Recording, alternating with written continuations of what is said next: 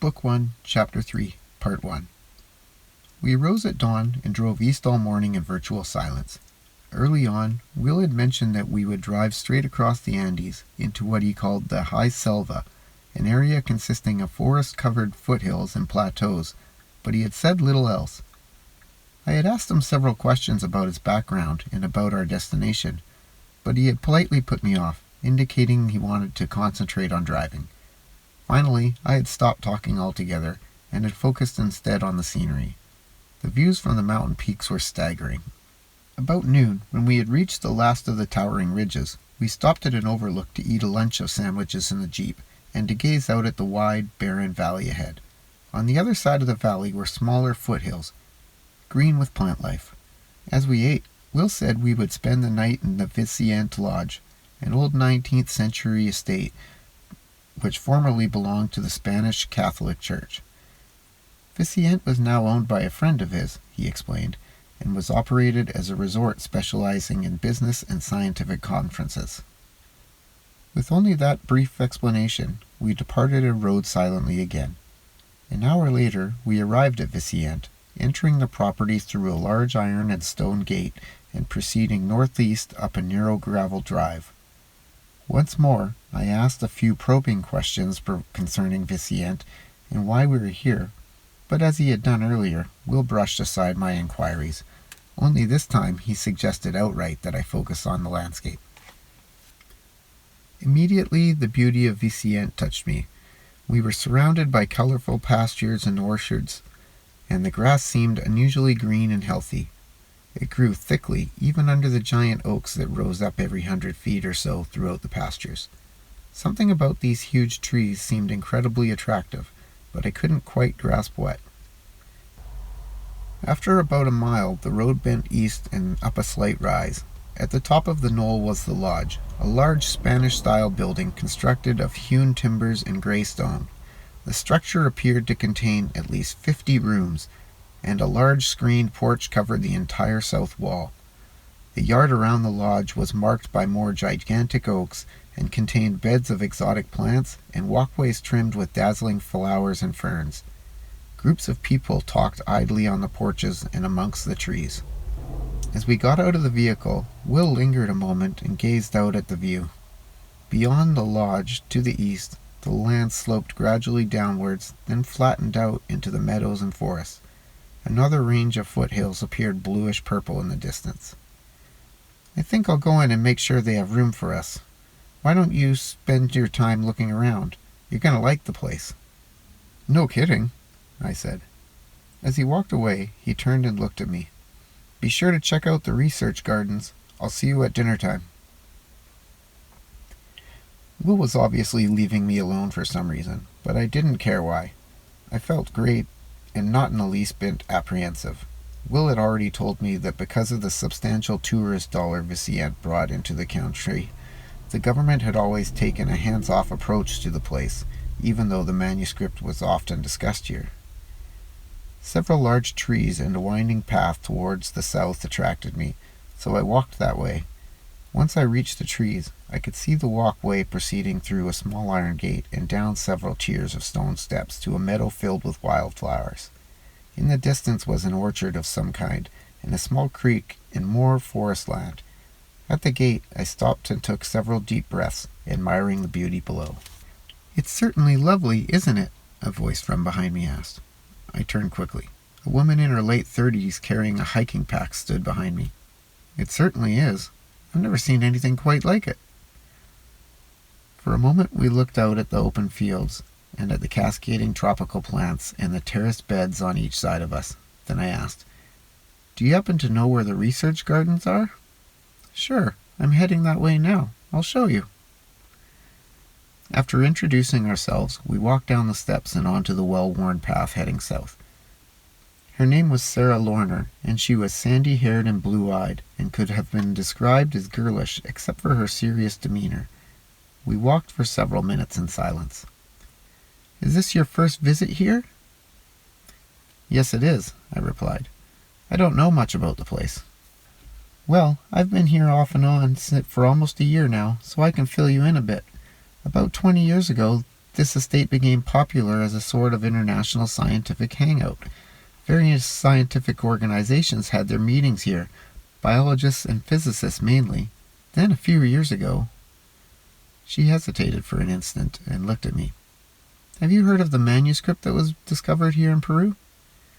Yes, I have. I've heard about the first two insights. I wanted to tell her how fascinated I was with the document, but I held back, wondering whether to trust her completely. I thought maybe that was the case. It looked as if you were picking up on the energy here. We were crossing a wooden bridge which traversed the creek. What energy? I asked. She stopped and leaned back against the railing of the bridge. Do you know anything about the third insight? Nothing. It describes a new understanding of the physical world.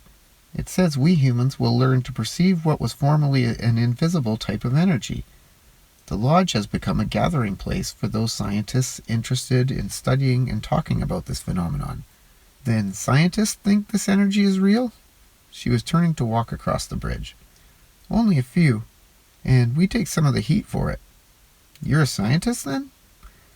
I teach physics at a small college in Maine.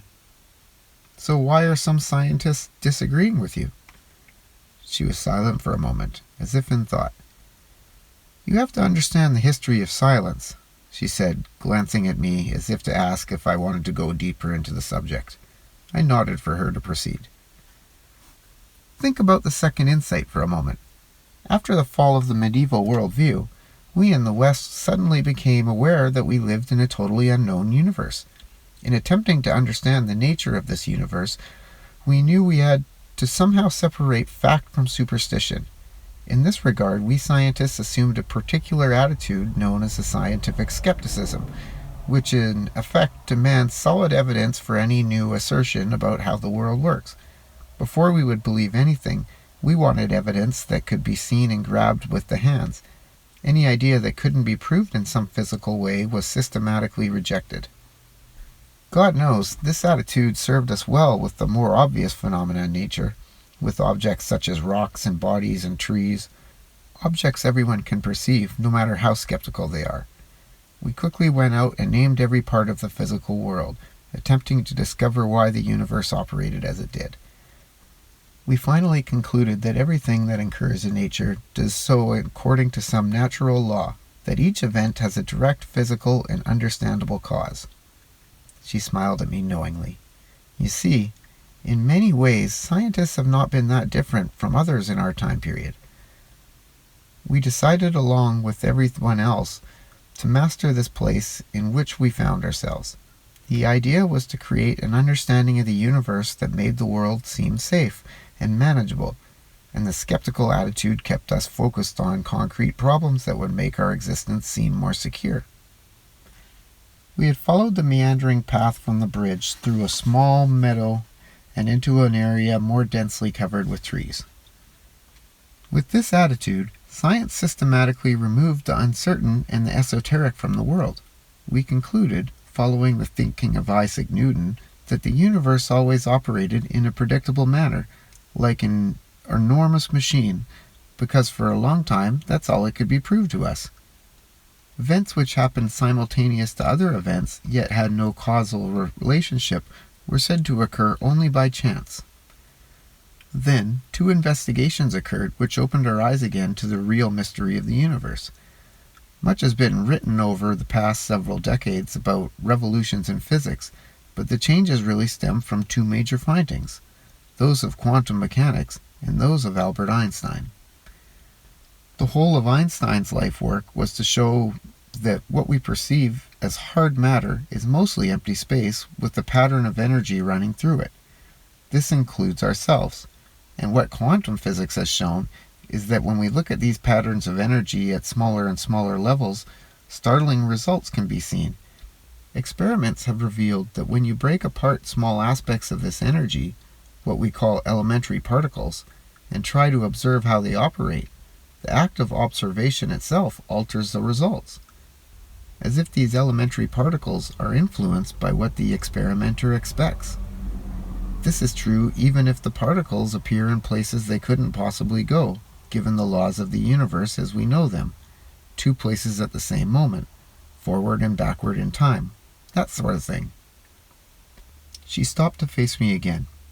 In other words, the basic stuff of the universe, at its core, is looking like a kind of pure energy that is malleable to human intention and expectation in a way that defies our old mechanistic model of the universe, as though our expectation itself causes our energy to flow out into the world and affects other energy systems.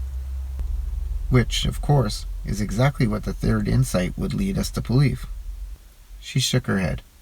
Unfortunately, most scientists don't take this idea seriously. They would rather remain skeptical and wait to see if we can prove it. "Hey Sarah, here we are over here," a voice called faintly from a distance. To the right, about 50 yards through the trees, we could see someone waving. Sarah looked at me. "I need to go talk with those guys for a few minutes. I have a translation of the third insight with me, if you would like to pick out a spot and read some of it while I'm gone."